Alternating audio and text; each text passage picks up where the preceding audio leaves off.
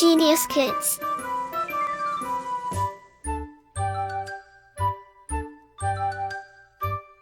Cultivating love for learning. अध्याय 9 क्रिया verb. क्रिया का अर्थ है काम।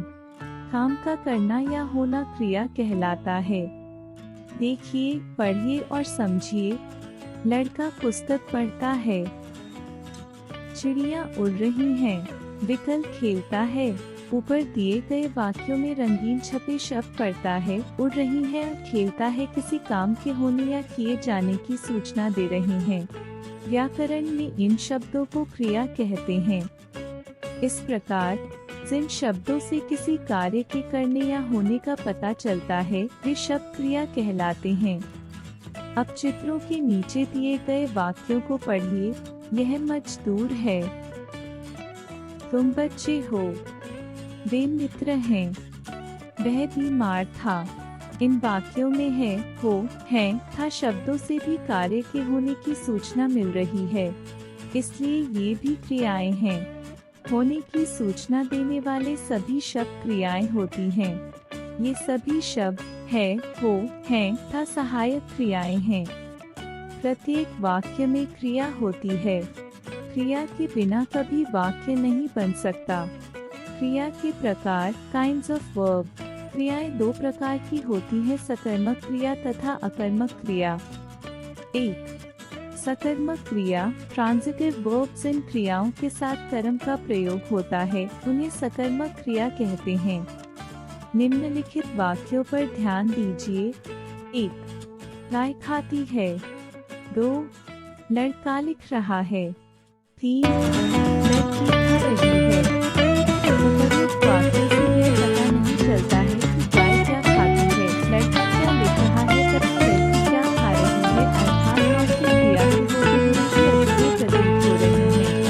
यदि हम वाक्य लिखने घास, वाक्य दो में पत्र तथा वाक्य तीन में से एक शब्द जोड़ दें तो वाक्यों का अर्थ निकल आता है, अर्थात वाक्य पूरे हो जाते हैं।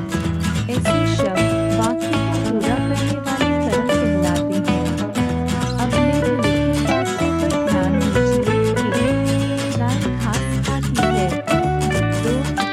लड़का पत्र लिख रहा है। 3. लड़की सेब खा रही है।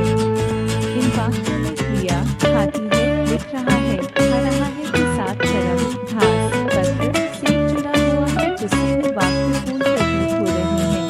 इस प्रकार हम कह सकते हैं कि जिन क्रियाओं के साथ कर्म जुड़ा हुआ होता है वे सकर्मक क्रियाएं कहलाती हैं।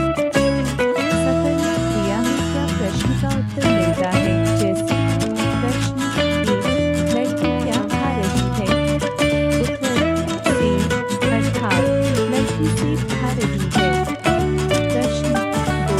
लड़का क्या लिख रहा है। उत्तर पत्र, अर्थात लड़का पत्र लिख रहा है। प्रश्न 3. गाय क्या खाती है। उत्तर घास, अर्थात गाय घास खाती है। सकर्मक क्रिया के अन्य उदाहरण लिखना, देना, करना, पढ़ना, काटना, खरीदना, खाना, बेचना, तोड़ना, धोना, बजाना आदि। विशेष क्रिया के विषय में क्या प्रश्न करने पर वाक्य से जो संज्ञा मिलती है वह कर्म कहलाती है। 2. अकर्मक क्रिया इंट्रांजिटिव वर्ब वह क्रिया जिसे कर्म की आवश्यकता नहीं होती, अकर्मक क्रिया कहलाती है। निम्नलिखित वाक्यों पर ध्यान दीजिए। 1. बच्चा सोता है। 2. चिड़िया उड़ रही है। 3. हिरन दौड़ता है। इन वाक्यों में क्रिया सोना, उड़ना, दौड़ना तो है परंतु कर्म नहीं है।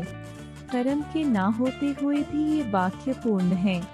इस प्रकार हम कह सकते हैं कि जिन क्रियाओं के साथ कर्म जुड़ा हुआ नहीं होता और फिर भी वे अपना पूरा अर्थ देती हैं, अकर्मक क्रियाएं कहलाती हैं।